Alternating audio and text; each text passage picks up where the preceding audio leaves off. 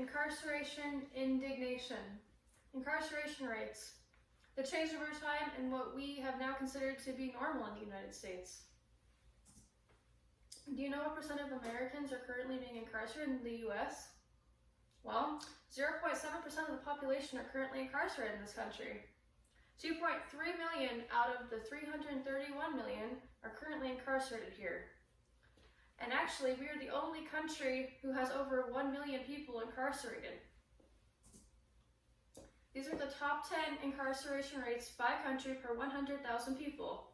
Kenya is at number 10, Spain is at 9, United Kingdom is at 8, whereas the United States is at 1, Russia is at 2, and Ukraine is at 3.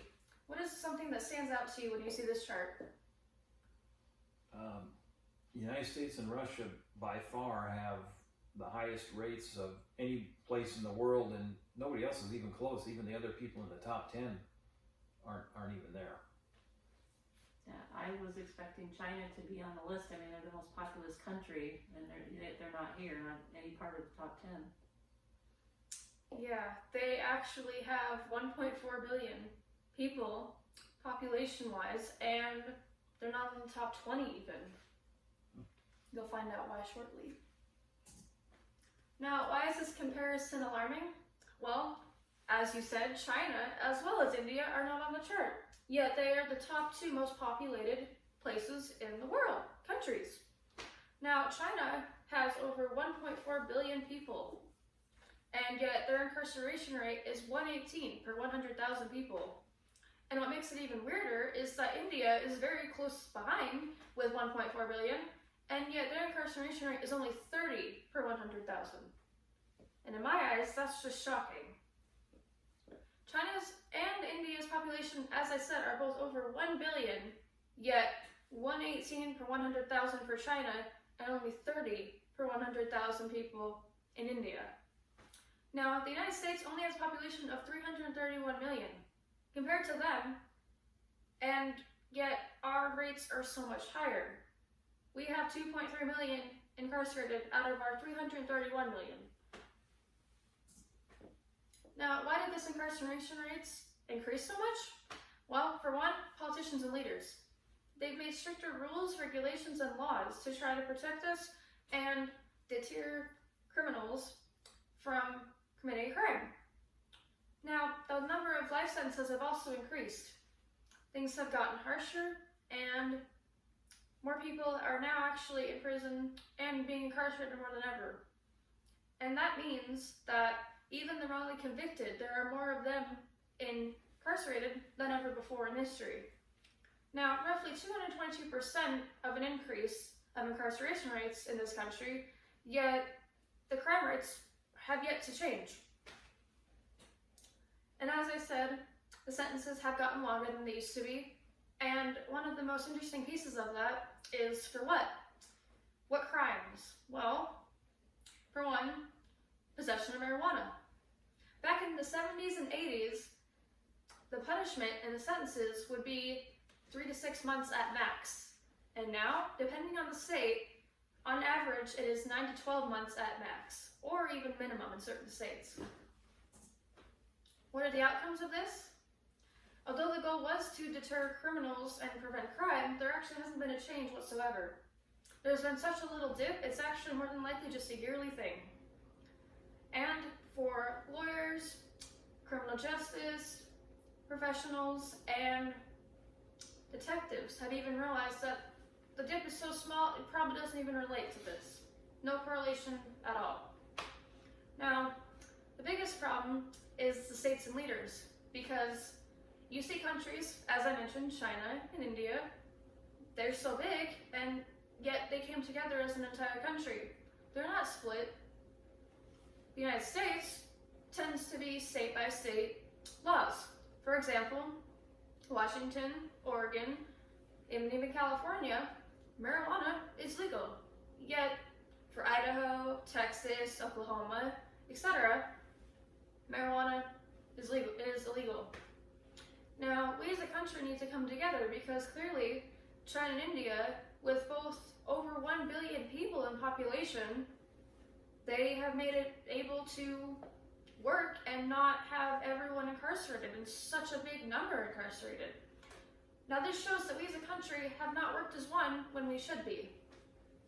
We are not safer and there is not less crime due to the implementations of new crime or new laws, new regulations, new rules, etc.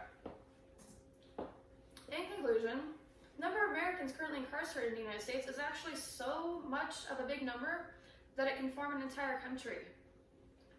The country Gambia, located in Western Africa, actually has a population of 2.3 billion, which means if you were to put everyone behind bars into one country, you could form Gambia. The United States has more people incarcerated per capita than any other country in the world. And even with so many people incarcerated, the crime rates have yet to go down at all. Now, the incarceration rate, as I said, has gone up 222% in the past 50 years, yet still, no crime rates have gone down or changed. We're excited. Do you have any questions? Yeah, so are some states having higher incarceration rates than other states? Yes.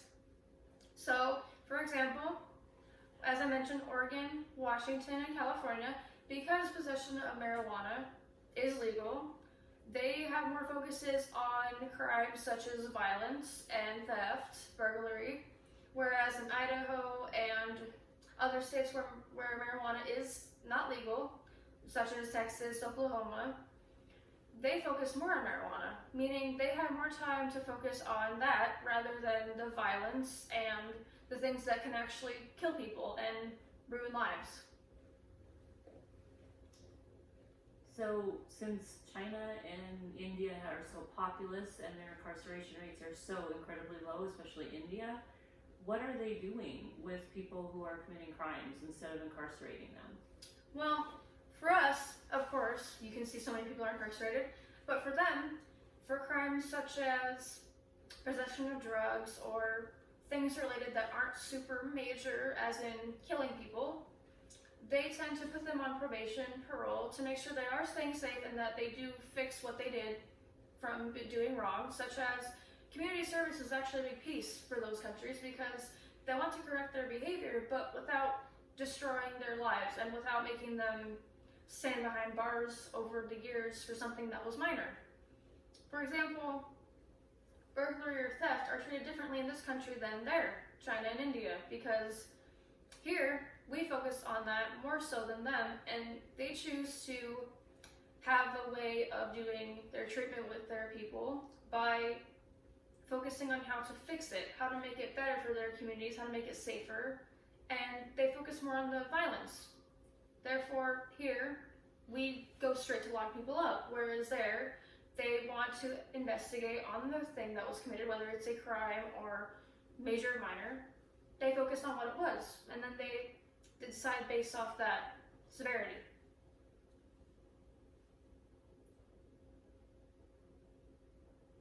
Very good. So anything in particular in Idaho that stands out to you right now, today?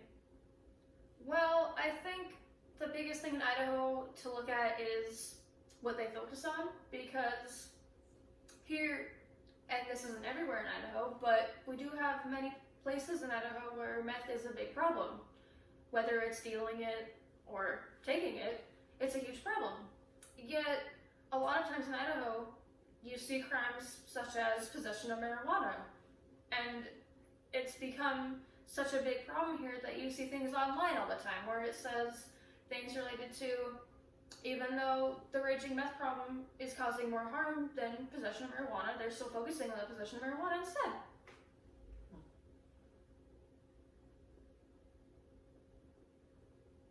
Thank you.